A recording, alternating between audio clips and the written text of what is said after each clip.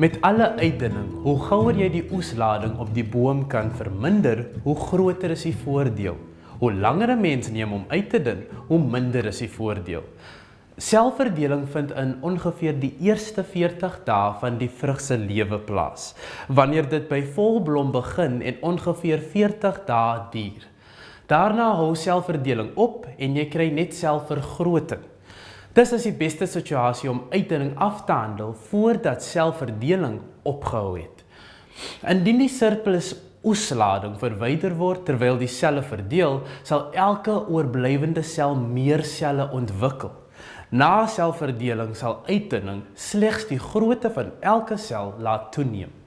Uitdunning word gedoen om die grootte van die oorblywende vrugte te verbeter en om wisselende drag te voorkom. Indien ons hierdie jaar 'n baie swaar oes aan die boom laat, mag dit volgende jaar rus en 'n ligte oes dra. Kom ons kyk eers na die uitdunning van perskes en nektarines. Daar is formules beskikbaar wat boere inlig oor die ideale oesladings vir die verskillende soorte en cultivars perskes en nektarines. Dit word bepaal volgens die aantal perskes of nektarines per sentimeter stamomtrek en is gewoonlik tussen 6 tot 15 vrugte per sentimeter stamomtrek. Dus sou 'n mens die optimale aantal vrugte aan die boom los en die res verwyder. Met sommige perske en nektarine cultivars word bloeiseluitdunning gedoen. Die belangrikste uitdunning van perskes en appelkose word met die hand gedoen. Perskes en nektarines dra slegs aan 1 jaar oue lote.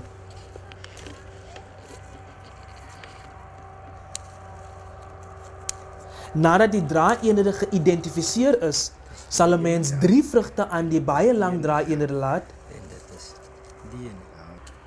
2 vrugte aan die lang draaieenhede, 1 vrug aan die kort draaieenhede en alle vrugte aan die baie kort lote sal verwyder word. Behou altyd die grootste vrugte aan die draaieenheid. Daar is geen chemiese uitdunning vir perskes en nektarines nie. Laat ons nou by pruime kom. Geen bloeiseluitdunning word vir pruime gedoen nie. Party pruimvariëteite dun dit self uit. Ander het baie uitdunning nodig. Weereens, hoe gouer die pruimboom uitgedun word, hoe beter.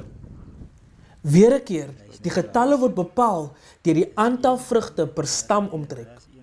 Jy sal vind dat baie vrugte aan dieselfde blomtros groei. Die doel is om slegs 1 vrug per tros te laat.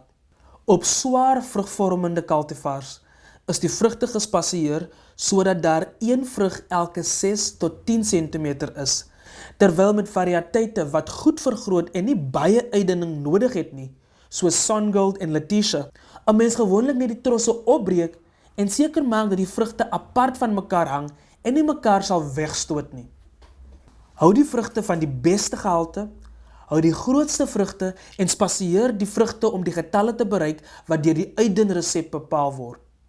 Appelkoosuitdunning is baie soortgelyk aan perskes en nektarines, maar word 'n bietjie later gedoen. Appelkose is geneig om in Oktober of November af te val, wanneer die boom vrugte speen wat nie behoorlik bevrug is nie, of wat volgens die boom in surplus is. Dus sal jy nie wil uitdun voordat hierdie natuurlike vrugafwerping plaasgevind het nie. Wag totdat die vrugte ongeveer 20 mm in grootte bereik het. Indien jy 30 ton per hektaar wil hê en jy het 1000 bome per hektaar, sou jy daarvoor mik om 330 vrugte per boom te kry. Met 'n veiligheidsfaktor van 10% sou dit tussen 350 en 400 vrugte per boom laat. Appelkoosuitdunning behoort voor pitverharding voltooi te word. Sodra die pit van pitvrug hard word, het selfverdeling opgehou.